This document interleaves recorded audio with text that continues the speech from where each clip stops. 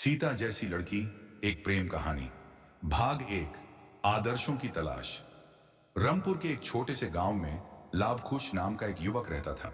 वह पढ़ाई में होशियार था और अपने माता पिता का आदर करता था। लेकिन उसके मन में हमेशा एक सवाल उठता, क्या आज के जमाने में कोई लड़की मां सीता जैसी हो सकती है? संस्कारी, निष्ठावान और सच्चे प्रेम की प्रतीक। लवकुश शहर में पढ़ाई करने चला गया, लेकिन उसके मन में यह सवाल हमेशा बना रहा। एक दिन कॉलेज के पुस्तकालय में उसकी मुलाकात एक लड़की से हुई। उसका नाम कारीना था। करीना शांत स्वभाव की थी।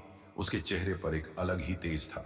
वह पढ़ाई में टीजे थी और हर किसी से प्रेम पूर्वक बातें करती थी। भाग दो, परीक्षा का समय। लवकुश और करीना की दोस्ती बढ़ी। लवकुश ने देखा कि करीना में मां सीता के गुण थे।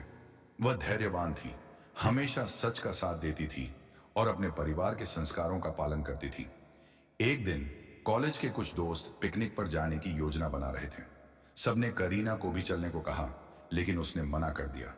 लवकुश ने कारण पूछा तो उसने कहा, मुझे बिना माता पिता की अनुमति के कहीं जाना उचित नहीं लगता। लवकुश को यह सुनकर आश्चर्य हुआ। आज के जमाने में ऐसी लड़की मिलना मुश्किल था जो संस्कारों को इतना महत्व दे। भाग तीन, कठिन परीक्षा। कॉलेज खत्म होने के बाद लवकुश की नौकरी लग गई और उसे करीना से प्रेम हो गया।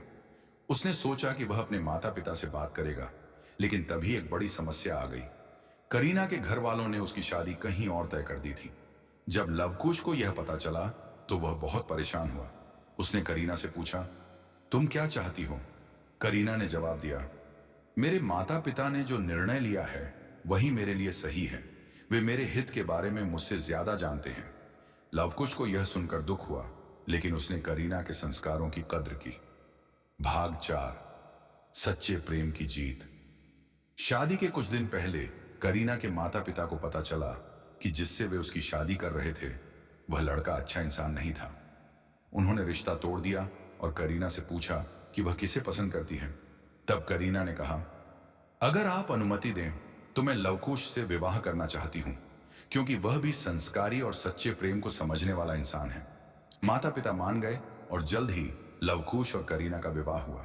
भाग पांच, सीता जैसी पत्नी। शादी के बाद करीना ने अपने घर को सीता माता के आदर्शों के अनुसार चलाया। वह पति की खुशी को अपने से ऊपर रखती थी, लेकिन लवकुश भी उसे पूरा सम्मान और प्रेम देता था। दोनों ने एक दूसरे का हमेशा साथ दिया और प्रेम, विश्वास और संस्कारों की मिसाल बन गए।